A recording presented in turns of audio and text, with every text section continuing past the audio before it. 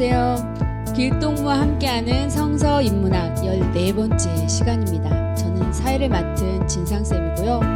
오늘 함께 말씀을 나눠주실 길동무 목사님 나와 계십니다. 목사님 안녕하세요. 네, 안녕하세요. 네, 목사님 지난 시간에는 십계명의 제2계명 너를 위하여 새긴 우상을 만들지 말라. 이 계명이 신의 형상을 만들지 말라는 문자 그대로 해석했었는데요. 그 당시 놓고 보면 잘못된 신앙으로 인해서 그 제국의 피해자, 통치 이념의 피해자, 그 약탈의 피해자가 되어서 비참하게 살지 말라는 하나님의 아주 간절한 표현이고 부탁이었던 것을 배우게 되었습니다. 네네. 더 충격적인 것은요, 오늘날에도 그 우상 문화가 청산되지 않고 지금도 성전이나 어떤 예배 의식 또 성지순례 이런 것들을 통해서 여전히 아니 더 강하게 남아 있다는 말씀에 참 충격을 받았습니다. 목사님 그러면 오늘은 그 뒷부분을 살펴보는 건가요? 예, 이제 지난 시간에 뭐 좀 했던 것들 잘 말씀해 주셨는데 나 외에 다른 신들을 내게 있게 말지 너를 위하여 새긴 우상을 만들지 말라 이계명이죠. 라는 그런 말씀에 담겨진 숨은 뜻이 이제 이 신전 또 신상 그리고 이제 예배 의식 뭐 이런 거 위주로 흘러가면서 그 백성들을 참 비참하게 만드는 거거든요. 네. 그런 걸 근절시켜라라는 그런 뜻이었다라고 하는 건데요. 이제 오늘은 그 이어서 그 내용과 연관이 되어져 있어요. 이제 그걸로 말미암아 사람들이 참 비참해지는 거거든요. 그러니까 신전과 신상을 만드는 거는 제국 차원에서 주변 나라를 다 약탈해도 물자와 인력을 끌어모으지 않으면 불가능한 거니까 이제 그걸 이제 염두에 두면서 그 다음으로 들어가야지 아마 이제 좀 이해가 될 것 같아요. 그럼 이제 그 다음 부분을 너를 위하여 새긴 우상을 만들지 말고 이어서 그 다음 부분을 같이 한번 또 읽어보시죠. 네, 하나님께서 이 모든 말씀으로 말씀하여 이르시되 나는 너를 애굽 땅 종 되었던 집에서 인도하여 낸 내 하나님 여호와니라. 나 내 하나님 여호와는 질투하는 하나님인즉 나를 미워하는 자의 죄를 갚되 아버지로부터 아들에게로 3, 4대까지 이르게 하거니와 나를 사랑하고 내 계명을 지키는 자에게는 천대까지 은혜를 베푸느니라. 아멘. 자, 이 말씀을 보게 되면은 일단 읽으면서 무슨 생각이 들었어요? 네, 질투하는 하나님 여기에서 딱 걸리는데요. 하나님도 질투하시는가? 또 그리고 또 하나는 뭔가라고 하게 되면 또 대를 3, 이어서 4대, 이제 뭐 저주를 내리거나 또 천대. 이제 복을 내리신다라고 하는 이런 부분들도 좀 이제 잘 이해하기가 쉽지 않죠. 자, 그럼 이제 이 부분을 한번 이제 같이 생각을 해 보죠. 일단요, 하나님도 질투를 하실까요? 질투라기보다 이제 다른 신을 섬기고 그러면 하나님께서 진노하시고 화내시고 그런 게 아닐까요? 글쎄 진짜 하나님께서 여기서 말씀하시는 게 너 뭐 일계명에도 넌 나 외 다른 신 내게 있게 말지니라 이렇게 말씀을 하셨는데, 근데 다른 신을 섬기게 되면은 질투하실까? 글쎄요, 질투라는 단어가 굉장히 부정적 이미지긴 해요. 근데 질투 그럼 뭐가 제일 먼저 떠올라요? 질투 그러면 그 왕을 하나의 왕을 두고 후궁들이 막 질투하는 그런 것들이요. 이제 그 왕궁의 그 여인들의 어떤 그 비화에 보게 되면은 항상 거기에 이제 그 질투가 있잖아요. 이제 후궁들이 여럿이니까 후궁들 사이에 이제 그 질투 때문에 참 많은 비극이 이제 발생하고 뭐 이제 이 그랬는데 뭐 그런 궁중 비화가 아니라도 그래도 실제 우리의 삶 속에서도 뭐 비슷한 거 있지 않을까요? 뭐 어떻게 하면 배가 아프다고 아, 그랬죠? 그거요? 네.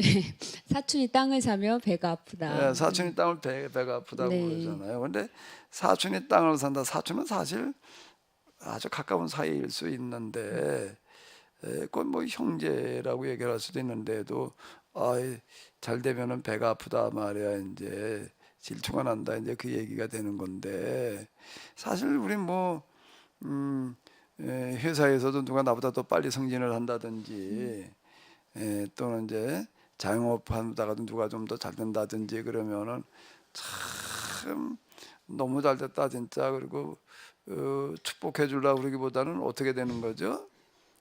마음이 좀 네, 마음이 좀 안 좋죠.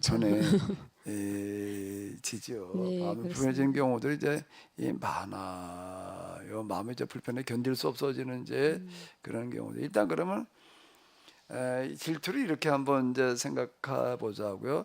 너무 고통스럽고 견딜 수 없는 마음. 이렇게 생각을 하고서 이제 네. 본다면은 질투를 네, 고통스럽네요. 그럼 이제 부모와 자식의 관계로 들어가서 이렇게 본다면은 부모는 자식이 땅을 사면 또 배가 아플까? 아니죠. 행복하죠. 그보다 더 행복한 게 네, 기분 없겠죠. 좋죠. 자식이 땅을 사고 좋은 집으로 이사를 가고 잘 살고 또 그리고 뭐 그냥 경제적으로만이 아니라 많은 사람들한테 참 다 칭찬과 존경을 받고 그러면은 그보다 더 행복한 게 없겠죠. 부모 네, 입장에서. 정말 좋죠. 그거보다 더 행복해질 수 있는 방법이 있을까? 음, 부모가 네, 없어요. 맞습니다. 그러면 부모의 입장에서는 자식이 어떻게 됐을 때가 제일 고통스러울까? 힘들게 살 때요. 예. 네, 이게 가슴 아플 것 뭐 같아요. 경제적으로 어려울 때도 가슴 아프지만 더 가슴 아픈 거는 사람들한테 음, 다 그냥 욕 먹고 있을 때, 네, 죽일 놈이라고 그러고 그냥 막 이러고 있으면은 사실 그보다 더 고통스러운 네, 게 상상할 수 없겠죠. 없겠죠. 자식이 잘못돼 가지고서 그냥 적응을 못하고 있다든지 죄악감을 못한다든지 많은 사람들한테 참 욕먹고 있다면은 부모는 견딜 수 없는 거겠죠. 네, 그럼 맞습니다. 요번에는 이제 그 부모의 입장에서 이제 하나님을 한번 더 생각해 보자고요. 하나님께서는 뭐가 제일 기분이 좋으실까? 그렇게 보니까 하나님께서는 자식된 저 인간이 아주 행복하게 잘 사는 걸 볼 때 그렇기도 하고 기분이 특히 이제 여기서 계약을 맺으시면서 하시는 어, 말씀이거든요. 이 네, 십계명은 계약을 맺으면서 그렇군요. 선포하시는 말씀인데 지금 계약의 대상들이 있단 말이에요. 네. 계약의 대상들이 어떻게 할 때, 그 계약법을 지켜서 그렇게 잘 살게 하는 그런 일들을 해낼 때요.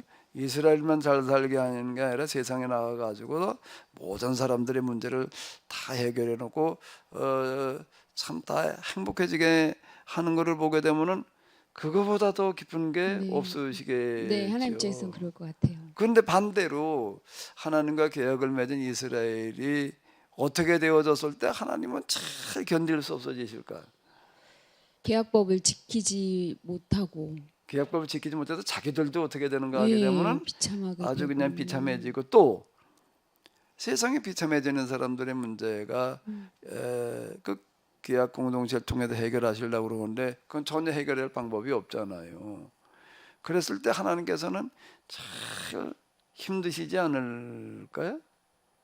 아무래도 네, 그렇겠죠. 그럴 것 같습니다. 예, 예. 그러면은 이제 여기서 아까 질투를 아직 견딜 수 없는 고통스러워 견딜 수 없는 마음이라고 할 때에 이제 한번 다시 이렇게 생각을 해봐봐요.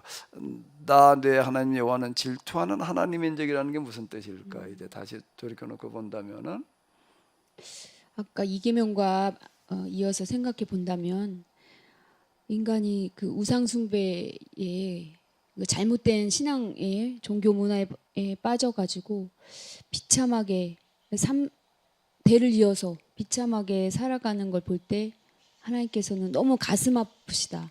네. 근데 이런 거 아닐까요? 예, 예. 그런 표현이겠죠. 우리가 본 것처럼 성경의 하나님은 그냥 완전 초월자로만 계시는 것이 아니라 내재 그리고 인격이시기 때문에 이제 그렇다라고 할 수가 있는데요. 자, 이런 뜻이 아닐까요? 네 비극, 네 고통은 내게 어떻다고요? 더 큰 비극, 더 그다음에 큰 또 고통이다. 그런 뜻으로 이게 봐야지 앞뒤가 맞는 얘기가 될 것 같아요. 우리가 성경을 해석을 할 때는 이건 뭐 옛날 고대 문서인데 문자대로 만들어 놓으면은 전혀 이제 이게 해석이 안 되는 거고, 이제 그 문자에 잠겨져 있는 뭐가 중요하다고 그랬지요? 의미요? 의미. 네, 의미. 의미를 놓고 볼 때 이런 뜻이 아닐까라고 이렇게 생각되고요. 그다음에 하나 더 이제 앞에서 우리가 이제 지난 시간에 본 거와 네. 연결져 가지고 본다면은 어떻게 되어졌을 때요? 네, 잘못된 신앙으로 인한 비극을 더 이상 두고 볼 수 없다. 신앙이라고 하는 거는 사람을 행복하게 하기 위한 그 방법이거든요. 신앙생활을 똑바로 하게 되면 사람들이 다 나도 행복해지고 남도 또 행복해지게 하고, 네, 이제 그게 신앙, 특히 계약법 신앙의 이제 핵심이 이거란 말이에요. 근데 이제 이게 잘못돼 가지고 나도 불행해지고 또 누구도 불행해지고 다른 불행한 문제들을 해결하지를 못하고 있고, 이러면은 이제 이게 하나님한테는 견딜 수 없어지는 고통이 되겠죠. 네, 근데 질투하는 하나님의 민족이라는 게 이제 그런 뜻이 아닐까 싶고요. 그 다음에 또 하나, 목사님 잠깐만요. 네네. 근데 질투라고 꼭 이렇게 쓴 이유가 있을까요? 하나님은 질투. 그 우상 숭배와 맞물려서 질투라는 단어를 쓰니까 저희가 오해하기가 아주 딱 좋은데요. 근데 이제 이게 지금 이 질투라는 단어를 이제 원문을 이렇게 찾아보게 되면은 여러 번 나오지를 않아요. 여기 쓰여진 그 단어가. 네, 근데 이제 어디에 주로 나오는가라고 하게 되면 이 우상 숭배와 관련되어졌을 때 이게 네, 주로 이렇게 그렇군요. 이제 쓰여요. 그러니까 이제 무슨 얘기가 되는가 하면 이제 계약을 맺은 사람들이 이 우상 앞에서 우리가 이제 우상 종교가 얼마나 사람을 비참하게 하는가를 하죠. 봤잖아요. 네. 근데 우상 종교의 그런 문제를 해결하기보다는 오히려 계약을 맺은 이스라엘이 우상 숭배 신앙에 빠져가지고 스스로 비참해지고 또 주어진 역할을 못하는 그때에 그럴 때 쓰여진 게 이 질투라는 단어예요. 그럴 때, 딴 때가 아니고 이럴 때 주로 쓰여진 단어다라고 하는 겁니다. 알겠습니다. 자, 이제 그 다음에 또 하나 아까 앞에서 그렇게 네. 읽으면서도 생각해 봤는데, 그 다음 또 뭐가 문제가 되는가 하게 되면 네. 대를 이은 저주와 그리고 또 축복이 축복이죠. 네, 있잖아요. 3,4대와 1,000대. 이거 너무 말이 안 되는 것 같아요. 네, 그것도 이상하죠. 네, 아니 3, 4대 동안 저주를 받는다. 아니 우리 아버지가, 우리 할아버지가, 또 우리 뭐 증조 고조 할아버지가 잘못해가지고 내가 지금 하나님한테 벌을 받고 저주를 받았어. 그러면은 말이 돼요, 안 돼요? 안 되지요. 또 1,000대까지 복을 받는데요. 1,000대 이번에는 그냥 뭐 무슨 짓을 해도 그냥 복 받았다 그러면 또 말이 되나 안 또 안 되나? 되지요. 그것도 말이 안 돼. 이것도 문자대로 해석하면 안 되는 거예요. 역시, 네. 네, 이제 문자라고 하는 것은 단지 이제 그 표현하기 위한 하나의 그 수단일 뿐이잖아요. 문자는요, 그렇죠. 기호구 수단이거든요. 그런데 이제 그게 그 시대에 따라서 시대의 특별한 상황에 따라서 독특한 의미를 가지고 있다고요. 근데 그 이제 다른 시대로 넘어오게 되면은 그걸 이제 느끼기가 어려운 거예요. 더더군다나 남의 나라의 이야기다라고 하게 되면은 그 표현법이나 이런 것들이 이제 서로 완전히 다르거든요. 네. 이제 그게 다가오기가 어려운 거죠. 그럼 이제 이거는 지금 여기 이런 표현이 있는데, 이런 문자가 있는데, 이게 지금으로부터 이건 3,500년 전 얘기예요. 그러니까 우리나라도 아니고 저 이스라엘의 이야기이고, 그 독특한 환경, 독특한 문화, 독특한 시대에 이렇게 했던 이 말씀이, 이야기가 무슨 뜻일까? 이제 그 시대로 돌아가서 생각해 볼 수밖에 네. 이건 없는 거예요. 그걸 빠뜨리게 되면 항상 이제 딴 길로 가기가 쉽지요. 네.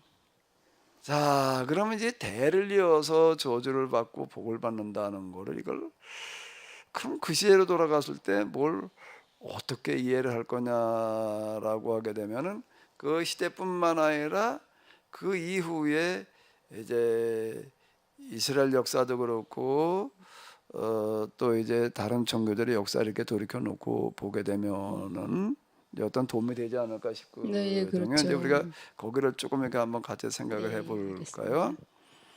야, 이 종교적인 오류가 이제 일어나는 이런 경우들이 이제 이렇게 있는데요. 그 실상을 이제 우리가 좀 보면은 요즘 그 매스컴이 많이 발달을 해가지고 사실 이제 실시간으로다가 뭐 이렇게들 많이 이제 보여주기도 하고 또 다큐멘터리 형태로다가 세계 각지의 모습들을 이제 다 비춰주잖아요. 네, 우리 이제 맞습니다. 뭐 지구촌 시대에 우리는 진짜 살아가고 있어요. 세계 각지에도 지금 현재 사람들이 어떻게 살아가고 있는지를 지금 다 비춰주는데 근데 이제 그 중에서 우리가 지금 이제 생각하고 있는 문제가 좀 도움이 될 수 있는 부분이 아마 있을 것 같아가지고 좀 한번 같이 생각해 보면 어떨까 싶은데 사실 조금 조심스럽기는 해요. 네.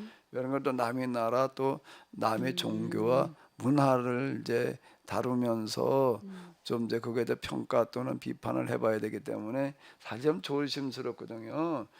종교나 문화는 그렇게 쉽게 비판할 수 있는 평가할 수 있는 어떤 그런 그렇죠. 문제가 이제 아니기 때문에 사실 조심스럽기는 하지만은 그래도 이제 TV를 통해서 이미 다 공지가 된 거니까 네. 뭐 비밀스러운 것도 아니고 뭐 세상에 널리 알려진 거니까 이제 같이 한번 좀 생각을 해보도록 하지요. 네, 그중에 조심스럽게 특히 이제 좀 접근해보죠. 인도라는 나라가 네, 있는데요. 인도. 거기는 에, 세계에서 지금 현재로 인구가 제일 많아요. 15억이래요. 네. 이제 중국보다 더 많아졌다고 그러더라고요. 그리고 거기는 옛날 힌두교로부터 이제 뭐 많은 그 종교 문화가 이제 이렇게 다양한 종교 문화가 발달이 됐어요. 그리고 또 땅덩어리가 넓다 보니까 이제 여러 이제 그 민족들 이제 이렇게 좀 나뉘어져 있고 이제 그렇거든. 그 중에 어느 한 그 부족이 있는데 그 사람들은 어떤 신앙을 가지고 있는가라고 하게 되면 쥐 신앙을 네. 가지고 있더라고요. 쥐신앙이요. 쥐를 신이라고 쥐, 섬기는 거예요. 네. 쥐, 네, 쥐. 생쥐, 쥐를 신이라고 섬기는데 일단 쥐를 신으로 섬기려면은 뭐가 있어야 될까?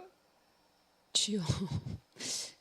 쥐 신전? 신전이 있어요. 신전. 네. 그 쥐신전은 어떻게 해줘야 될까? 글쎄요, 쥐 모양인가요? 어떻게? 쥐가 살기 좋은 그런 음, 큰 건물을 지어놨더라고요. 어마어마하게 커요. 그렇게 클 필요는 없을 것 같은데요. 근데 쥐가 다니는 또 문도 만들어 놨어요. 어, 우리는 그걸 뭐라고 구멍, 부르죠? 문이라고 부르지 않고 쥐구멍이죠. 구멍이죠. 그 쥐구멍도 이렇게 뚫어놓고 그냥 거기 네. 이렇게 뭐 칸칸칸칸 이제 방들을 많이 만들어 놓고 뭐 또 칠도 이렇게 좀 아주 하얗게 뭐 해놓고 이제 그렇다고 신전을 그렇게 지어놓고 거기 이제 쥐들이 또 많이 네. 살아요. 그 사람들 신이지 쥐가 아니고. 그런데 이 사람들 이제 신앙생활을 어떻게 하는가라고 봤더니 쥐를 신으로 섬기는 사람들은 신앙의 그 삶과 표현이라고 하는 거가 무엇로 하는가라고 하게 되면은 쥐를 신으로 어떻게 섬기면 될까요? 글쎄요. 쥐가 좋아하는 네. 맛있는 걸 만들어다가 먹이는 거예요. 네. 그걸 이제 만들어도 그 먹이는 과정 이렇게 아주 생생하게 아, 보여주더라고요. 네. 만드는 것부터 이렇게 다 보여주는데 일단 뭐부터 보여주냐면 나무 해오는 거예요. 나무로 해오는데 남자들은 보이지도 않아요. 다 여자들이에요. 거긴 문화가 여자들이 일하는 문화래요. 그냥 나무를 해오는데 우리나라 이런 산 같은 데도 아니에요. 거긴 아주 허벌판 광야예요. 뜨거운데 그 여자들이 가서 나무도 없어요. 멀리 가가지고서 무슨 저 가시나무 같은 거 좀 뭐 이런 거 좀 모아가지고 이제 나무라고 이제 가지고 오더라고요. 그래서 그게 부를 때 가지고 이제 음식을 만드는데 뭐를 하나 아주 제일 좋은 음식을 만들어야 되는 게 신을 갖다 주려니까 그게 뭔가 하면은 양이나 소한테서 짠 뭐가 있을까요? 저시요. 네. 그 젖을 갖다 거기다 이제 뭐 국물을 넣고 끓이는 거예요. 거기다가 그래서 국물 넣고 이제 이렇게 끓여요. 네. 끓여가지고 가도 큰 젖에다 끓여가지고 이제 이만한 큰 뭐 양푼인가 네. 함지가. 다란가 네. 뭐에다 담아가지고 이제 이거 이고 가는 거예요. 이고 가는데 옆에도 옆 동네도 아니에요.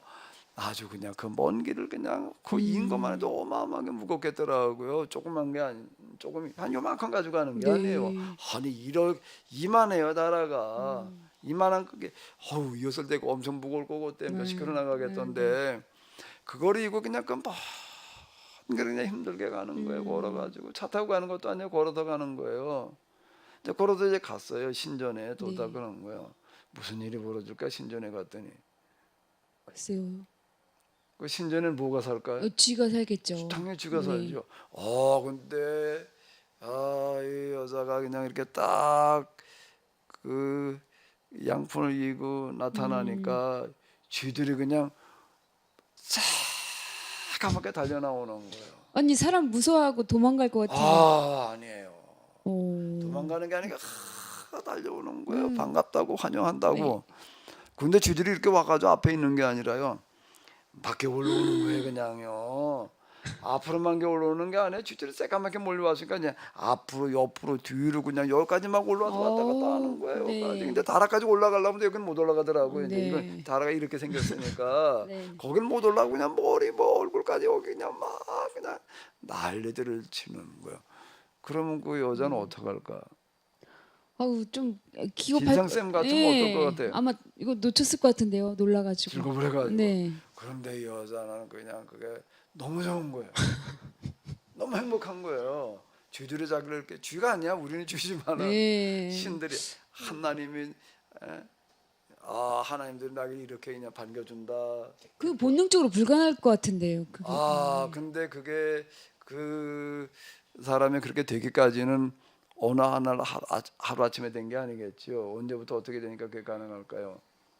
어렸을 때부터 때부터요? 그걸 보고 크는 거예요. 신전에 또 따라가서 그걸 보고 그러면 어떻게 될까요? 어렸을 때 우리가 보고 크면은요 자연스럽게 그게 되는 거예요. 네. 일단 그러고 이제 신전에 도착을 네네. 했어요. 그래서 이게 양푼을 이렇게 내려놓더라고요. 그 큰 다라를 내려놓으니까 어떤 일이 벌어질까요? 쥐들이 그냥 왕창 달라붙어 가지고 먹느라고 그냥 신이 없는 거예요. 이제는요. 그거를 그냥 너무 흐뭇하게 쳐다봐. 온 그 모습이 사람이 저렇게 행복해 보일 수도 있나? 이 표정이에요. 믿어지지가 않네요. 그렇게 쳐다보다가 그냥 가만히 있는 게 아니에요. 그 다음에 이제 다 일어나더니 어떻게 하는가 하면 걸레하고 빗자루를 들고 가더라고요. 왜 그럴까요? 청소를 해주나요 신전을? 그 신전을 뭔가 방을 뭐 이렇게 그냥 칸칸칸칸에 많이 만들어 놓고 여기저기 조그만 쥐구멍들이 있어요. 네. 근데 거기에 뭐가 어떻게 돼 있을까?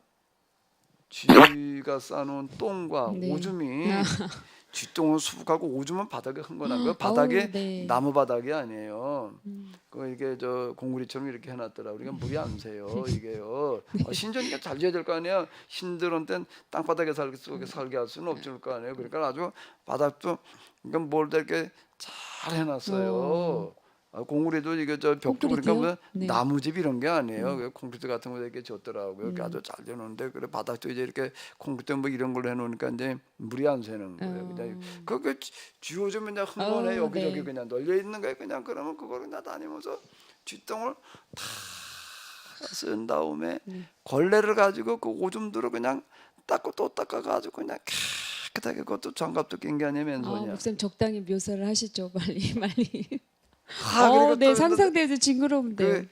뭐 거의 그냥 무릎 꿇고 닦다시피 이러는 거예요. 참 이건 어떻게 이해를 해야 될까요? 글쎄 그 행복한 표정은 또 그 여자로 끝날까? 그 자체 또 그렇게 할까? 자식도 계속 대물림하는 거예요. 네. 그런 거 하면은요 또 하나는 뭔가 하게 되면은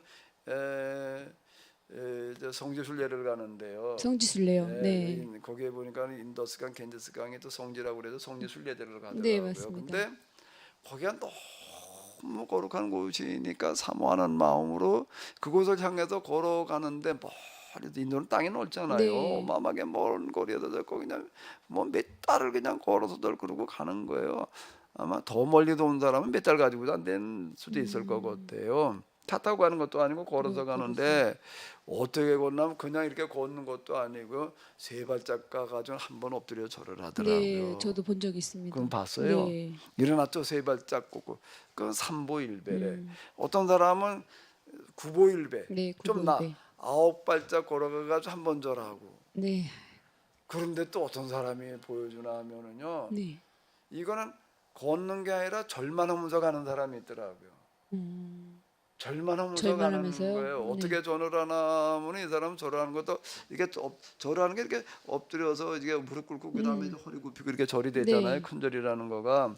근데 이 사람은 이렇게 구부려서 엎드려 절하는 절이 아니라 엎드리는 절을 하더라고요. 완전히 엎드리는 절을 하는데 여기다가 뭘 댔어요. 또 박스를 댔고 종이 박스. 박스요. 네. 어떤 사람은 박스가 이제 이게 떨어져 나올 것 같으니까 또 타이어로 잘라가지고 또 이렇게 타이어요? 이제 네. 그 곰 타이어 상상됩니다. 있잖아요. 네. 그리고 이렇게 서가지고서는 구부러 허리 굽히지 않고 딱 앞으로 엎어지는 네. 거예요. 그러니까 이게 통나무 모양이니까 퍽 엎어져요. 그 충격이 어마어마할 텐데요. 퍽 소리가 먼지가 그냥 퍽 일어나죠. 이렇게 탁 하는 거야. 근데 그게 하도 그렇게 하니까 이제 아주 자동으로 되더라고요. 그럼 떡 일어나 가지고 이제 머리 닿던 내려놔도 또 퍽, 또 퍽. 아니 이러고 가는 사람도 있는 거예요. 믿을 수가 없는 장면이에요. 뭐 사례를 예. 정말. 근데 또 뭐를 보여주나 한쪽에서는 그 자기 가족 가운데서 이제 아들이나 뭐 남편이나 뭐 이제 누가 이제 그렇게 가면은 그 가족들이 또 이제 따라가면서 이제 큰 수레에다가 뭐 잔뜩 싣고 가더라고요. 큰 수레 싣고 가면서 한 사람 앞에서 끌고 뒤에다 밀고 뭐 이거 이제 언덕도 있고 네, 그러고 하니까 이제 그렇군요. 그리고 이제 어디 가다가 이제 늦으면 이제 거기다 텐트 쳐놓고 자는 거예요. 또 끓여 먹고 또 그 다음날 또 가고 또 가고 온 가족이 다 가는 거더라고요. 네. 대표로 한 사람이 그러고 가는 거예요. 그리고 이제 강에 도달을 했어요. 어떨까요? 너무 감격을 하는 거야. 그냥 그 강에 들어가 가지고서 그냥 벌거벗고 이제 그 강에 들어가 가지고서 뭐 물을 끼얹고 뭐 그냥 물을 먹고. 근데 물이 우리나라 물처럼 맑은 물도 아니에요. 뿌연 물이에요. 근데 더 놀라운 건 뭐가 더 놀라운 걸까요? 여기 그냥 이러고 오다가 보니까 그 먼 거리를 오다가 사람들이 지쳐가지고 거기에 도달을 했을 때 또 너무 감격해가지고 죽은 사람들의 시체가 둥둥 떠다녀요. 그 같은 한 강이요? 구간이에요. 그 강에 사람들이 그냥 아주 바글바글 하는데 그 시체가 거기 둥둥 떠다녀요. 이렇게 쭉 흘러 내려가는 것도 아니고. 그런데 사람이 옆에 죽은 사람이 둥둥 떠 있는데 네. 아무렇지도 않아요. 그냥 그 물로 머리를 감고 그냥 몸에 끼얹고 먹고. 근데 그 사람들 중에서 한 사람도 힘들다 하나 그 표정이 없고 너무 행복한 거예요. 세계에서 제일 행복한 사람들의 지수를 따져봤을 때 누가 제일 높은가 하면은 그 사람들이라는 거예요. 행복 지수 1위가 이 사람들이에요. 이건 어떻게 이해를 해야 될까요? 이해할 수 없죠. 만약에 진상쌤이 거기 태어났다면, 어렸을 때부터 그런 환경과 문화에서 자랐다면 어떨까요? 바로 그 모습이 제 모습이었겠네요. 똑같이 네. 꼭 여자들도 있어요. 그 강에 들어가는 사람들 보니까는요. 그 가족 따라가서 그냥 그러고 있다가 오는 거예요. 많은 사람 거기서 죽고.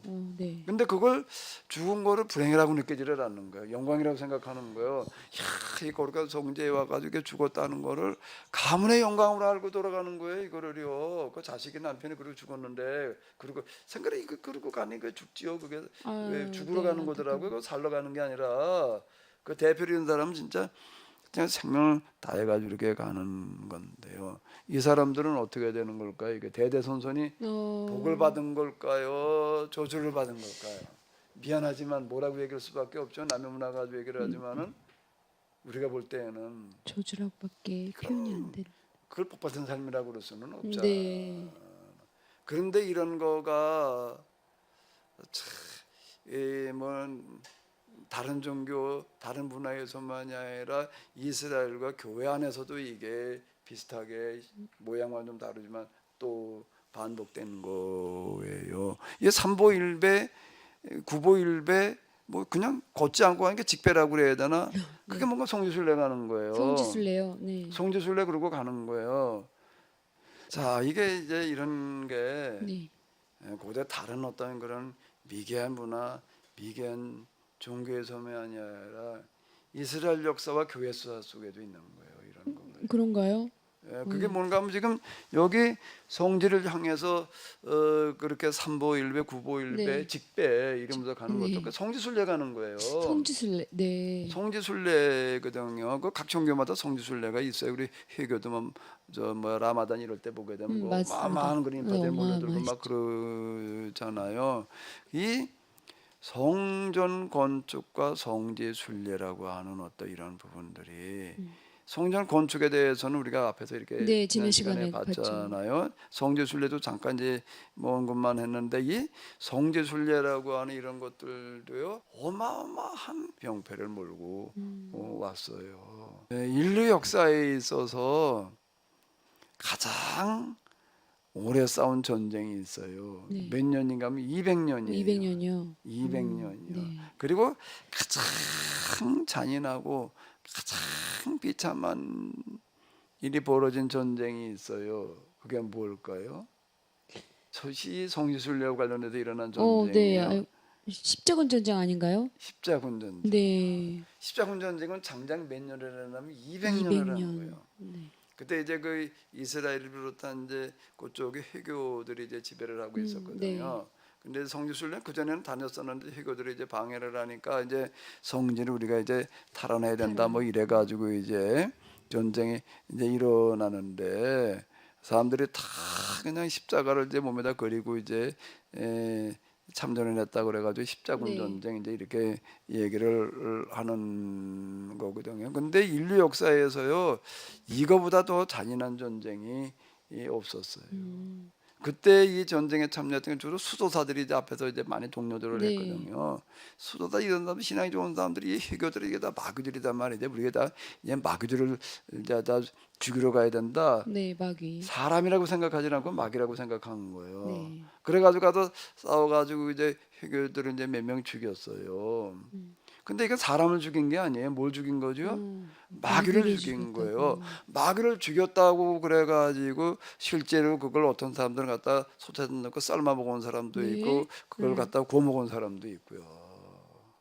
이건 도대체가 이게 신앙의 이름으로 그런 일들을 했다고요. 우리가 그 전쟁을 이렇게 잘 이제 모르는데 그 여러 번 이제 뭐 1차, 2차, 3차 그래가지고 뭐 8차, 9차 뭐 이렇게 나아가는데 또 나중에 어른들이 오다 한다니까 애들이 이제 나서가지고 이제 또 소년시자군이라고 네. 하는 게 있어요. 그렇습니다. 이제 10대 안팎의 애들이 이제 믿음이 없어도 근데 우리가 믿고 간다라고 이제 그러고 갔어요. 그런데 결과가 어떻게 됐을까? 그 배를 타고 가야 될 거 아니에요. 네. 배를 타고 갔는데 저 선주들이 그냥 농간을 부려가지고 애들을 갖다가 저기 끌고 가다 노예로 팔아먹었어요. 네. 그건 뭐 말도 안 되는 그런 일들이 말도 안 되네요. 그게 다 뭐 때문에 일어난 건가 하면 성지순례. 이 성지순례는 또 하고 뭐하고 관련이 있는가 하면 내가 왜 성전 건축이라고 그래놨는가 하면 성전 건축하고 관련이 있어요. 이 성전 건축이라고 하는 거는 이스라엘 역사와 교회사에서 우리가 지난 시간에 봤잖아요. 네. 이 교회 신전 건축과 약탈 전쟁으로 말미암아 만들어진 신전과 다를 바가 없어요. 다를 바 없었죠. 네. 이름만 다를 뿐이지 의미에 있어서는 전혀 다르지 않거든요. 그 성전이 이렇게 그냥 아주 어마어마하게 지금 유럽 뭐 지난 시간에도 얘기했지만 유럽 여행이라고 하는 거는 다 성당 순례라고 해도 과언이 아니에요. 그 성당을 빼놓고 나서는 여행이 안 돼요. 네, 그렇더라고요. 성당과 더불어 가지고 또 뭔가 하면 그 시대 이제 최고의 지배 계급이 이제 이 신부들 이제 그 주교 또는 추기경들 이렇게 얘기를 했고 그 다음에 또 뭔가 하게 되면 이제 성주들이 있었어요. 네, 영제 영주. 같은 영지의 이제 교회의 대표자는 주교라고 부르고 그 다음에 정치인 대표자는 영주라고. 근데 영주들이 살았던 성. 네, 성. 또 이제 그 주교들이 살았던 성은 궁이라고 부르더라. 네, 궁이었군요. 엄청 잘 지어놨어요. 거기다 그 다음에 또 어마어마하게 지어놓은 성당. 보통 300년은 거기서 오래 진 게 아니야. 성당 하나 짓는데 네. 500년, 700년 이렇게 짓는 거예요. 그럼 뭐하니까 오래 졌냐라고 하게 되면은 돌을 하나하나 그냥 다 다듬어 가지고서 그걸 뭐 예술이라고 그러는데 그걸 예술이라고 그러기에는 너무 비참한 거예요. 그 이면을 들여다보게 되면은요. 네. 예, 그 바람에 사람들은 다 뭐가 됐다고요? 노예가 됐으니까. 그래서 대농노라고 했죠. 중세 시대는 성당 건축 시대였다라고 해도 과언이 아니에요. 네. 중세가 1000년이다 그러면 성당 하나 짓는데 300년, 500년, 700년 가니까 그렇겠네요. 내내 그냥 중세 내내 성당만 짓다 만 거예요. 나도 베드로 성당 짓다가는 결국 이제 파탄이라고 말았잖아요. 면제비까지 팔아먹고 뭐 그런 얘기 우리가 다 네, 알자. 서로 경쟁적으로 막 예, 그렇게 그러니까 뭐 각 지었잖아요. 지역마다 서로 더 크게 지려고 그냥 뭐 이러느라고 이제 그랬는데요. 그렇게 지어놔요. 그거 막 돈도 그냥 다 털도 없으니까 이제 면접까지 팔아먹은 네. 거예요. 이제 그게 지어놓는다면 어떻게 하는가 하면 또 우리의 성당에는 예수님의 뭐 무슨 십자가가 있다. 우리 성당에 또 예수님을 찔렀던 그 창이 있다. 또 저마다 그러는 거야. 우리 성당에는 뭔가 뭐 예수님이 어렸을 때 입으셨던 포대기가 있다. 또 어디는 뭐라고 그러는가 하게 되면 예수님이 돌아갔을 때 입으셨던 수의가 있다. 성물이라고 하는 거. 이렇게들 선전들을 해야 되는 거예요. 그래가지고 우리 성당에 와서 기도를 하면은 무슨 효력이 있어. 특히 그 중에도 애 못 낳는 사람들 나 우리한테로 와. 여기 와가지고 기도하면 나. 어쩐지 우리는 예수님의 십자가가 여기 있기 때문에 말이야. 예수님의 십자가가 뭐 어떻게 찾았대? 어떻게 찾았냐? 뭐 어떻게 찾았대? 아버지가. 그러니까 이게 이제 뭐 성배, 예수님의 그 뭐 저 포도주 잔 네, 있잖아요. 맞습니다. 성배. 뭐 잃어버린 성배를 찾았던 네. 뭐 그런 게 있다. 그래가지고 우리 여기는 십자가이기 때문에 여기 와서 기도하면 무슨 죄든 지 용서받아. 이런 식으로 해가지고서 이게 장사파냐? 거기 다 사람 오게. 그러니까 중세에게는 성당 짓고 성지에 순례하다가 망한 거예요. 그렇군요. 그렇게 망한 거예요. 쉽게, 그렇게 백성들은 다 뭐가 되고 말았고요. 노예, 농노라고 농노. 말하죠. 그러니까 이거에 대해서 그냥 아주 분개한 사람이 있어요. 그 사람들 인문주의자들 그러는 건데요. 이런 교회가 하는 이런 행태들에 대해서 이게 도대체 말이 안 되는 거야. 사람을 갖다가 정말 비참하게 만들어놔도 이보다 더 비참하게 할 수가 없단 말이에요. 신앙의 이름으로 하나님의 이름으로 하나님 집어쳐 우리가 사람이 하자 말이에요. 인간주의 시대가 오는 거예요. 네. 신앙 집어쳐 이성의 시대, 인간 이성주의 시대라는 게 이게 이래서 오는 건데 그래도 인문주의자 이렇게 이제 인문주의 운동을 우리말로 이제 문예부흥 또는 르네상스 이렇게 이제 부르는데 그때 그 인문주의자들 아주 중세 교회에 대해서 다 같이 아주 그냥 분노한 사람들의 운동이에요. 네. 근데 그 중에도 좀 아주 그냥 극단으로 가는 사람들은 이 기독교인들 특히 여기에 이제 이 성직자들은 절대 용서할 수 없다. 이건 아주 그냥 천인공노할 죄인들이단 말이에요. 이 자들은 반드시 죽여 없애야 된다 그러고 아주 완전 싹쓸이한 사람들이 있어요. 그 사람들이 네. 누구지요? 공산주의자들이요. 공산주의자들이에요. 네. 공산주의는 뭔가 하면 기독교에 대해서 아주 그냥 반기를 들어도 아주 과격하게 들어가지고 성직자들 기독교인들은 다 죽여 없어야 된다. 기독교 신앙이라는 게 민중의 아편이다. 네, 민중이 없죠. 그냥 완전히 아편 팔아먹은 놈들이다. 이제 이렇게 네. 얘기를 한 거예요. 싹 죽여 없애라 그래가지고서 그 공산주의 국가가 가는 곳에는 다 죽여 없었어요. 네, 그 숙청이라는 이름으로 그냥 싹쓸이를 했거든요. 음. 그게 우연일까요? 네. 그 우연히 일어난 일일까? 공산주의자들이 악랄해가지고 그랬을까요? 타상적으로 조금 하나님의 심판이에요. 하나님의 심판이라고요? 하나님의 심판. 하나님의 심판이 죽은 다음에 지옥의 소만이라고 생각하면 곤란한 얘기예요. 역사 속에서 이스라엘이 그 성전 솔로몬의 성전 수백 조를 들여가지고서 그걸 지어가지고서 뭐 제사를 지내면 뭐 복 받는다 이러다가 그 나라가 망해가지고서 그냥 쫙딱 망해가지고 그냥 다 떼죽음 당하고 전쟁 포로로 끌려갔고 네. 우연이 아니야. 예언자들은 뭐라고 그러는 거 하나님의 심판이라고 그러는 거예요. 그 성전 빨리 헐어버려란 말이야. 그 제사는 하나님을 섬기는 게 아니라 범죄 행위다. 베델에 가서 죄를 지어라. 길갈에 가서 더 큰 죄를 지어라. 그 베델과 길갈도 뭔가라고 하게 되면은 그 북왕국 이스라엘에서는 최고의 성지예요. 성지구나. 베델은 그 야곱과 관련이 있는 곳이고 길갈이라고 하는 게 이스라엘 사람들이 이제 가나안에 들어갈 때 요단강 건너가지고 머물면서 여리고를 이제 점령할 때 그 이제 중심지가 길갈이었거든요. 네, 그렇군요. 길갈. 그 베델에 이제 성지순례 가는 거예요. 길갈에 성지순례 가는 거예요. 가지고 거기 가서 뭐 예배드리면 은혜 받는다고 그러는 거예요. 그건 예배드리면서 은혜 받는 게 아니라 범죄 행위단 말이야. 베델에 가서 죄를 지어라, 길갈에 가서 더 큰 죄를 지어라. 이렇게 얘기가 이제 아모스가 이제 그렇게 질타를 하는 그런 이야기이거든요.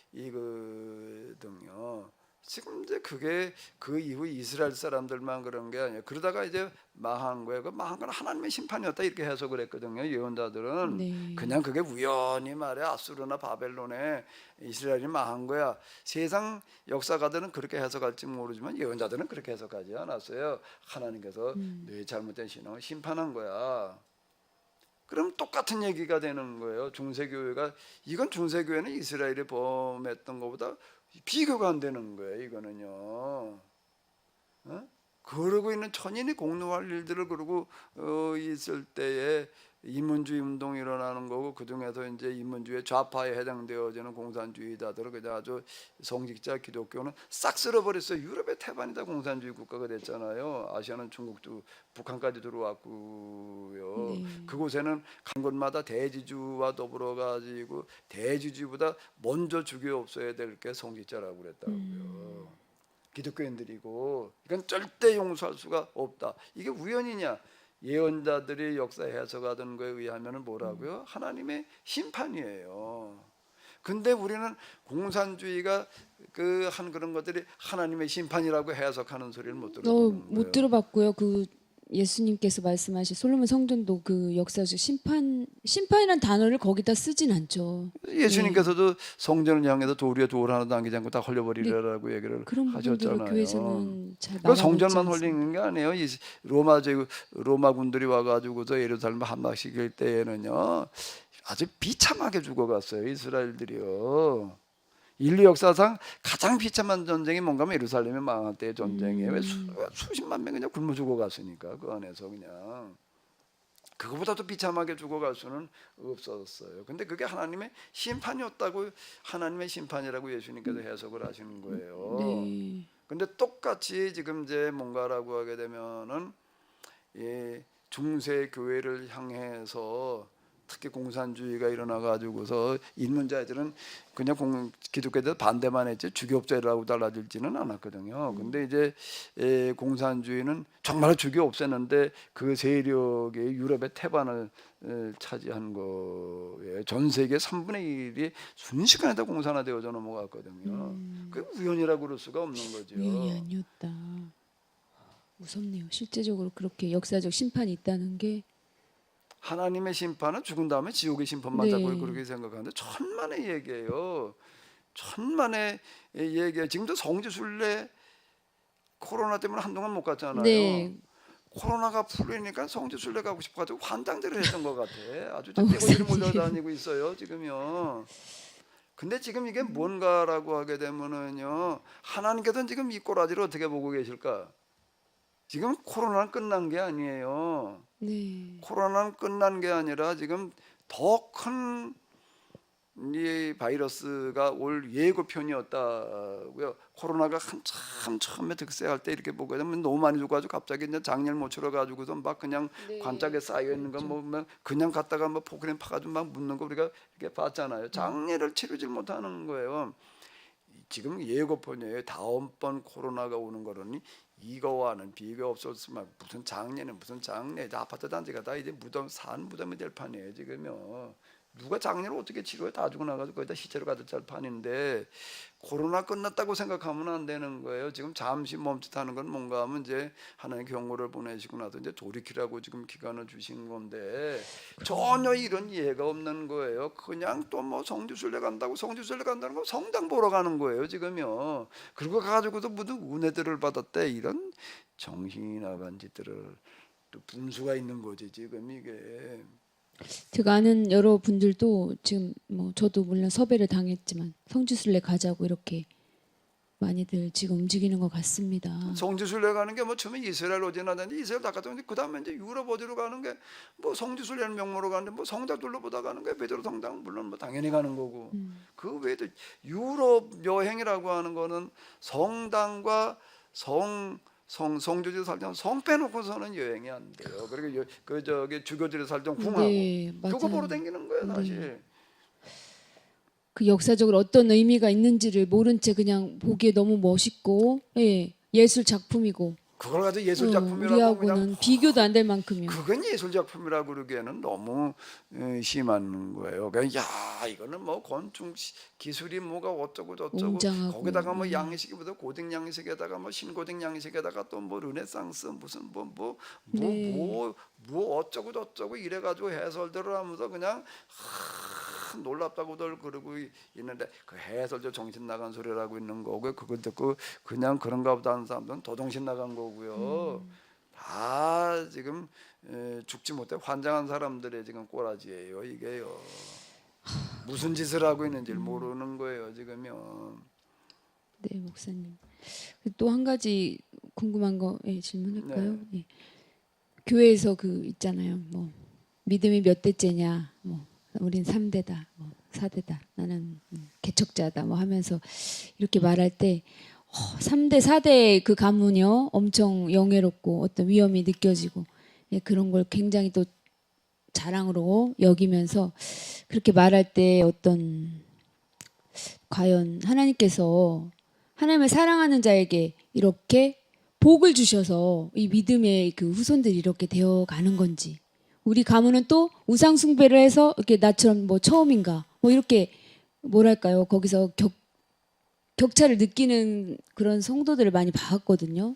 이거 네. 어떻게 이해하면 좋을까요? 우리나라의 개신교 같은 경우에 아마 초기에 이제 신앙을 받아들이는 사람 같은 경우 이제 4대 네, 이제 4대쯤 하면 됐고. 5대로 이제 넘어갈 거예요. 그동안 네. 4대였다가 이제 다음 세대로 넘어 이제 5대까지 이렇게 넘어가고 이제 그러는데 사실 자랑스러운 얘기죠.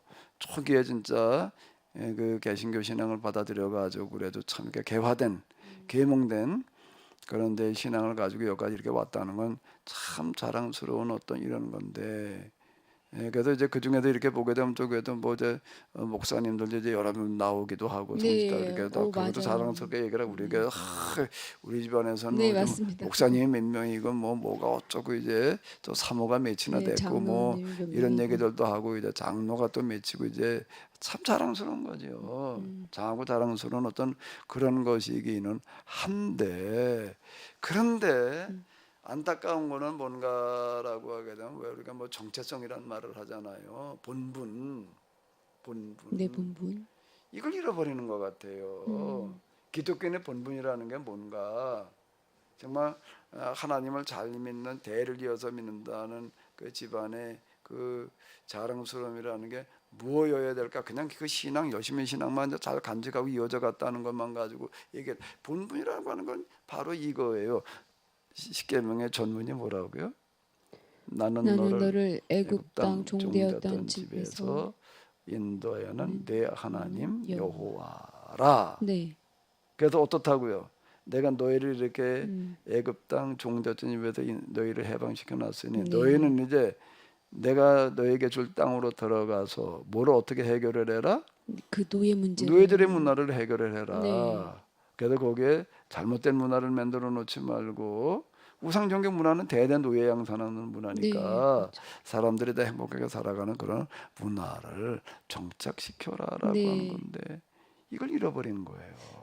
그런 거를 우리 집에는 참 우리 몇 대 할아버지가 이 신앙을 받아들이고 난 다음에 말이야 그 우리 할아버지는 교회 나가면서 우리 집에 노예가 몇 명 있었는데 다 그냥 다 풀어줬고 그러니까 우리에게 참 이런 가르침을 줘가지고서 우리는 지금 이렇게 그래도 무슨 계약법을 어떻게 하는 이런 집안이 되어서 이런 거라면 자랑스러운 거겠지만은 그냥 신앙만 이어갔다 그러고 그러면은 이게 신앙만 이어갔는데 사실 세상 사람들하고는 뭐가 달라요. 그리고 그런 집안이 있어가지고 세상에 무슨 변화가 일어났어요? 참 이런 걸 놓고 볼 때 참 이게 좀 생각해봐야 될 부분들이 많이 네. 있죠. 그렇군요. 그런데 그렇게 대를 이어서 하나님께서 복을 주셨다. 예를 들면 이제 경제적으로 복을 주셨다는 그런 네. 얘기는 복을 주셨다는 네. 얘기는 성경의 얘기는 복을 주셨다는 얘기는 하나님 잘 믿어도 그냥 우리가 잘 살게 됐다. 경제적으로 뭐 건강하게 네, 건강하고 이렇게 이해를 해야 잘 될까? 살고. 그거는 무슨 종교에서 그렇게 말하는 거라고요? 네. 우상 기복 종교는 기복 그렇게 해석을 종교. 하는 네, 거예요. 기복 종교. 그건 우상 종 기복 종교에서 하는 소리예요. 그러면 여호와의 종교에서는 뭐라고 그래야 되나? 우리는 하나님으로 말미암아 참 우리와 함께 하셔서 우리는 어떻게 했다는 게 우리로 말미암아 하이 노예 문화가 인간의 인권을 유린하는 게 인간을 비참하게 하는 문제가 해결되어졌다라고 말을 해야 되지 않을까요? 그게 복 받았다고 그래야 되는 거 아닐까요? 그게 성경에서 얘기하는 거. 그걸 복이라고 그래야지 복이지. 사람들 복을 받게 하는 게 복이잖아요. 네. 하나님께 영광 돌리는 것도 마찬가지야. 야, 나는 신앙심으로 자녀가 하나님 영광 받으소서. 영광, 영광, 영광. 거룩, 거룩, 거룩. 근데 예수님께서 뭐라고 말씀하셨나요? 무슨 영광을 얘기를 하셨지요? 저희로 너희 착한 행실을 보고 하늘에 계시는 하나님께 뭘 돌리게 하라? 영광을 그게 하나님께 영광을 돌리는 거지. 내가 착한 입술로다가 그냥 행실이요. 기도하면서 예배드리면서 네. 하나님 영광 받으세요. 그래가지고 그냥 쫙 하고 찬양 연습을 해가지고 거룩 거룩 거룩 그때 그게 영광 돌린 건가요? 영광 받으시소서 이걸까요? 어떤 영광을 하나님께서는 기대하실까요? 입술로 드리는 찬양의 기도의 영광? 그리고서 사는 거는 세상 사람들과 다를 바 없고 세상은 지금 다 망해가고 있는데 하나님께 과연 그게 영광일까요? 그건 어느 모독이에요. 그렇게 얘기를 한다면 저희로 너희 착한 행실을 보고 저희가 누굴 말하는가 아직 하나님 모르는 사람들 네. 교회 안 다니는 사람들이 너희의 착한 행실을 보고 하늘에 계신 너희 아버지께 영광을 돌리게 하라. 그게 진짜 영광이죠. 예수님께서 그렇게 말씀하셨어요. 그게 하나님께 영광을 돌리는 진정한 찬양으로 드리는 참뜻이라는. 영광이 아니에요. 내가 내 입술로 영광을 돌려야 되나? 남의 입술로 영광 돌리게 하라는 거예요. 하나님께. 우선 이 찬양도 이 마음을 다해서 그 어떤 그런 뭐랄까 거라고 한다면 우상종교에서도 더 지극정성으로 했어요. 대상이 그런 다르잖아요. 거라고 한다면은요 어디에 전유물인가 우상종교의 전유물이에요. 그거는요. 그거는 이제 우상한테 하는 거예요, 목사님. 성대하게 이제 하나님께 하는 거잖아요. 하나님께 드리는 거고 마음을 다해서 저희는 대상도 다르고 참 신께 하는 거 그렇게 아닌가요? 생각을 하는 거지요. 내가 그렇게 생각을 하는 거지요. 네. 내가 그렇게 생각을 하는 거예요. 그러면 그거를 받으시는 하나님께서도 그렇게 받으실까? 그거는 받으실 수도 있고 아닐 수도 있어요. 왜? 내가 하고 있는 일과 관련되어져 있으니까. 내가 정말 여기서 계약법을 실천하면서 참 하나님의 도우심으로 우리가 정말 이렇게 우상 종교의 문화를 노예 문화를 참 이렇게 청산할 수가 있었습니다. 그리고 하나님께 나와서 좀 온 마음과 뜻을 다해 가지고도 찬양을 드리고 기도를 하면 그건 하나님께 영광이 되는 거죠. 근데 이런 거는 그런 거 해야 되는지도 몰라. 그냥 그저 시살국리나 하고 뭐 그저 와서 그냥 그러다가 뭐 그리고 뭐 마음과 지극정성을 다해 가지고 감격해 가지고도 그게 영광이 되는 걸까요? 그거는 스스로 물어보면 답이 나와요. 글쎄 목사님 아까 죄송하다 말씀하셨지만 인도의 그런 극단적인 우상 숭배가 대를 이어서 비참한 삶을 살고 심지어 자기들의 삶이 너무나 궁핍한 가운데서도 이게 성지순례를 간다든지 이런 구도 활동을 하지만 성지순례 쥐로 섬기러 가는 것도 얼마나 마음과 지극정성을 다하는 거예요. 쥐한테다가. 네, 알겠습니다. 그런데 저희들은 이런 일반적으로 저희는 여유도 있고요. 그 당시처럼 비참하게 살지도 않고요. 네, 우상 아니고 하나님을 섬긴다 하지만 또 그렇게까지 저희 어떤 것들을 다 쏟아붓거나 비참한 삶으로까지는 아니거든요. 오히려 정말 뭘까요? 문화도 향유할 수 있고 더 여유롭게 하나님을 섬길 수 있다고 생각하는데요. 그게 그렇게 잘못된 건가요? 그렇게 우리가 이렇게 여유롭게 참 그래도 이런 좋은 환경에도 하나님 섬길 수 있다. 감사하다. 범사에 감사해라라는 거를 우리가 이제 거기다 적용시켜 가지고 감사 영광을 돌리라고 이렇게 얘기를 하는데 그거는 우리가 계약법에서 얘기하는 그런 정신과 취지에 놓고 볼 때는 가장 반신앙적인 거예요. 왜 그런가 하면 아직 지구상의 태반 3분의 1 이상은 기아선상에 놓여 있어요. 아직. 그래서요? 그리고 네. 수많은 사람 인권유리는 뭐 우리가 그 현장 우리도 많이 보잖아요. 내전 뭐 이런 걸로 말미암아서 정말 뭐 어린애들이 그냥 헐값에 팔려나가고 뭐 그러는 일들 우리가 정말 요즘 보도를 얼마나 많이 봐요. 정말 뭐 벽돌 깨는 애들 무슨 뭐 이런 것들 그 4-5살짜리들이 진짜 그냥 그거 뭐 물 같지도 않은 구정물 퍼먹으러 그냥 몇 킬로씩 걸어가지고 물 한 통 들고 오는 이런 것들 네, 그래요? 그러고 있는데 하나님께서 우리에게 복을 주셔서 이렇게 말을 한다라고 하게 그래서 우리는 이렇게 참 이렇게 잘 살고 있다라고 얘기를 한다면은요 스스로 저주를 불러드리는 거예요. 하나님의 저주를. 하나님의 입장에서 생각을 해봐봐요. 그 문제를 해결하라고 그런 비참한 현장의 문제 해결하라고 내가 너를 세상에 보냈고 내가 지금 우리는 여기 대한민국이니까 우리나라도 옛날에 참 많이 힘들고 어려운 적이 있었지만 그래도 그런 환경을 내게 지금 허락해 주는데 넌 그냥 거기다 자족하고 앉았다 그건 용납될 수 없는 거예요. 여기를 이렇게 기복의 종교가 아니라 여호와의 종교는 기복의 종교가 아니라 사명의 종교예요. 그게 달라요. 그런가요? 네, 목사님. 잘 알겠습니다. 그것도 하나 또 궁금한 게 있는데요. 하나님 미워하는 자 3대, 하나님 사랑하는 자 1000대, 어떤 문학적 대꾸를 이룬다고 쳐도 이 3대와 1000대는 네, 맞지가 않거든요. 대꾸가. 예. 네. 그러니까 잘못된 종교 문화를 만들어서 비극을 대물림하지 마라. 네. 그럼 빨리 이건 좀 끝내라. 그래야 되겠죠? 네. 오래 끌어라 그러실까?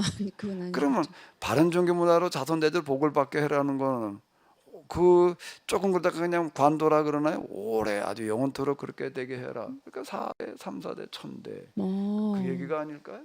당연히 그렇게 원하실 거 아니에요. 하나님께 바라시는 거가. 네, 단순하네요. 종교 문화로 네. 3, 4대를 빨리 끝나게 해라. 그 지금 그런 거 세상에 많잖아요. 인도 거긴 많잖아요. 빨리 건 끝나게 하고 올바르게 하나님 믿어서 복받게 하는 복받는 복된 삶을 사는 거는 영원 무궁하도록 이어져가게 해라. 그런 얘기 아닐까요? 그럼 뭐 당장 끝내라가 아니고 왜 또 3, 4대입니까? 그게 그렇게 금방 끝나나? 딴 데 끝나면 더 좋겠지만 그런가요? 한번 생각을 해봐봐요. 당대에 우리가 다 가서 끝낼 수 있으면 얼마나 좋겠어요. 비참한데. 그게요. 네. 그렇군요. 또 여기 그건 또 생각을 못했네요, 목사님. 하나님 이스라엘의 문학적 표현도 정말 감탄이 됩니다. 네, 놀라운 거예요. 사실 이런 표현들 하나하나 우리가 이렇게 생각하다 보게 되면요, 참 아무것도 아닌 것 같은 이런 그 말씀들 하나하나에 정말 많은 것들 깊은 의미들이 담겨져 있어요. 근데 어떤 설교에서는요, 목사님 3, 4대 하나님은 여기는 3, 4대 짧게 여기 1000대 길다. 은혜 하나님. 사랑만 하면 1000대까지 이렇게 설교하는 걸 많이 들었는데요. 네. 그것이 아니었군요. 그냥 저 좋을 대로 떠드는 소리예요, 그냥요. 네, 알겠습니다. 정신 나간 소리들이 많아요. 네. 바르게 똑바로 바른 종교 문화를 만들어서 정말 1000대까지 행복하게 살기를 바라시는 하나님의 마음이 느껴집니다. 어차피 사람이 살아가는 건 문화로 살아가는 거잖아요. 문화요. 문화 속에서 살아가는 거지. 우리가 문화를 떼가지고 어떻게 살아요? 목사님 문화라는 단어도 굉장히 생소합니다. 이렇게 신앙의 이야기를 할 때 문화를 말씀하시니까 또 수긍이 가면서도 생소한 그 안에 느낌. 문화라는 말을 못 들어봤어요. 들어보긴 했는데요. 이렇게 적용되는 게 신기하기도 하고 생소합니다. 네, 목사님. 그러면 이 바람을 계속 이어가야 할 텐데요. 네네네, 그래요. 그러면 다음 주에는 3계명을 살펴볼까요? 세 번째 계명으로 가야 되겠죠? 네, 알겠습니다. 세 번째 계명도 가봐야 되겠죠? 네, 좀 생각하면서. 세 번째 계명이 뭐예요? 세 번째 계명이요? 여호와의 이름을 그건가요? 망령되이 일컫지 말라. 그런 얘기잖아요. 네. 그건 도대체 또 무슨 뜻일지. 네, 한 주간 또 잘 생각해서 만나도록 할까요? 네, 목사님 고생 많으셨습니다. 네네네. 감사합니다. 수고하셨습니다. 네.